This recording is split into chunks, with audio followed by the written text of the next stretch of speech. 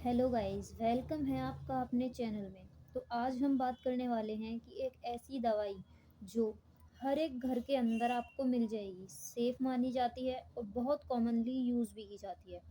लेकिन दुनिया भर में सबसे ज़्यादा लिवर डैमेज इसी की वजह से होते हैं। सोचिए, आपको बुखार हुआ, सिर में दर्द हुआ या आपको तबीयत में थोड़ी गिरावट महसूस हुई और आपने तुरंत एक गोली ले ली, ये सोचकर कि ये एकदम सेफ है। असल में ये एक छोटी सी गोली आपकी बॉडी में स्लो पॉइजन बन सकती है। जी हाँ, मैं बात कर रही हूँ पैरासीटामोल की। तो आज मैं आपको पैरासीटामोल का वो सच बताने जा रही हूँ जो कि बहुत कम लोग जानते हैं और जिसकी वजह से ये मामूली सी दिखने वाली दवा जानलेवा बन सकती है।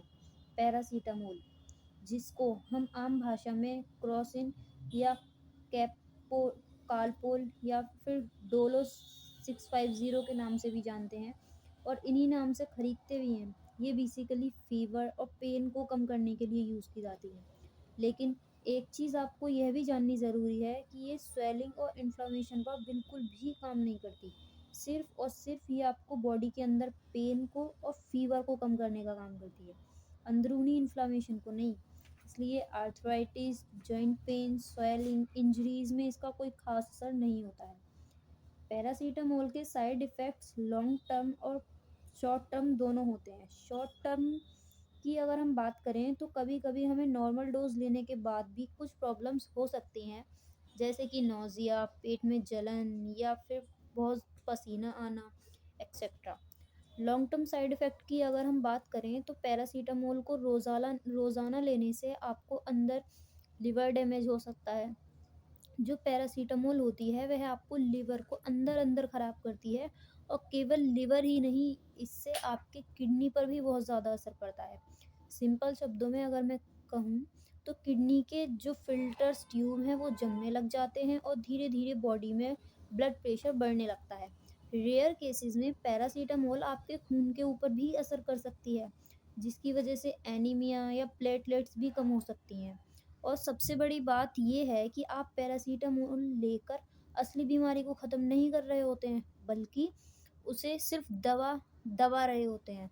दोस्तों, पैरासीटामोल को हम बहुत ही मामूली सी गोली मानते हैं, लेकिन अगर हम डाटा देखें तो यूके और यूएस जैसे डेवलप कंट्रीज़ में भी एक्यूट लिवर फेलियर के 50 टू 60% केसेज़ केवल पैरासीटामोल के ओवरडोज़ की वजह से होते हैं। इंडिया में भी पैरासीटामोल के हर साल करोड़ों स्ट्रिप्स बिकती हैं, लेकिन अवेयरनेस ऑलमोस्ट 0%।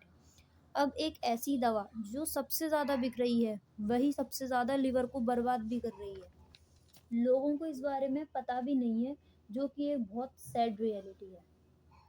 चलिए, अब सबसे इम्पोर्टेंट बात करते हैं, पैरासीटामोल की सेफ डोज़ होती क्या है? आप कितनी डोज़ में इसको सेफ़ली ले सकते हैं? सबसे पहले एडल्ट के लिए एक सिंपल रूल याद रखना कि एक बार में 500 mg से 1 ग्राम तक और 24 घंटे में मैक्सिमम 4 ग्राम तक इसको लेना सेफ़ होता है। यानी इस लिमिट को आपको कभी भी क्रॉस नहीं करना है। अगर इससे ज़्यादा आप क्रॉस करते हैं तो आपके लिए ख़तरनाक साबित हो सकती है। इनफैक्ट अगर ये सेफ डोज़ भी आप रेगुलरली ले रहे हैं तो ये भी आपकी बॉडी में प्रॉब्लम कर सकती है। इसलिए 1 से 2 दिन या जब तक आपके डॉक्टर्स ने प्रेस्क्राइब किया है, बस तभी तक पैरासीटामोल लेनी होती है। आपकी सेल्फ मेडिकेशन करने से, खुद ही मेडिकल से पैरासीटामोल खरीद कर खाने से बार-बार आपको बचना चाहिए। क्योंकि ये आपके लिवर के लिए और बाकी सारी प्रॉब्लम्स के लिए जो अभी हमने डिस्कस करी, एक बहुत बड़ी चीज़ है। क्योंकि हम इसके बारे में सोचते तक नहीं हैं। दूसरी डोसेज़ के बीच में आपको 4 से 6 घंटे का गैप ज़रूर रखना चाहिए। यानी अगर मान लीजिए आपने सुबह 8 बजे गोली ली है, तो अगली डोसेज़ आपको दोपहर के 12 बजे से पहले किसी भी हाल में नहीं खानी है। अक्सर लोग यहाँ भी गलती करते हैं और अगर बुखार नहीं उतरता है, तो बाद में या थोड़ी देर में एक गोली और ले लेते हैं, जो कि गलत है। तीसरा, बच्चों की अगर बात करें तो उनको डोसेज़ वेट के अकॉर्डिंग दी जाती है, जो है 10 से 15 मिलीग्राम पर केजी पर डोज़। तो जब भी आप पैरासीटामोल लें तो हमेशा सोच समझकर और सही डोज़ में ही लें। और ये मत सोचें कि ये तो सेफ़ है, ये तो कोई भी ले सकता है, कितनी भी ले सकता है, ये एक गलत सोच है। और इससे आपको बचना है और इसको लेते टाइम हमेशा अलर्ट रहना है। दोस्तों, पैरासीटामोल एक दोस्त भी है और दुश्मन भी है। फ़र्क सिर्फ इससे पड़ता है कि आपको इसके बारे में कितनी जानकारी है। जब आपको ये जानकारी मिल गई है तो इसे सिर्फ अपने तक मत रखिएगा, बल्कि औरों तक भी इसको शेयर कीजिएगा ताकि उनको भी ये जानकारी मिल सके और वो भी पैरासीटामोल के बारे में ज़्यादा जानकार बन सकें। अगर वीडियो अच्छी लगी हो तो वीडियो को लाइक करना और चैनल को सब्सक्राइब करना मत भूलिएगा। मिलते हैं न्यू वीडियो में। Thank you.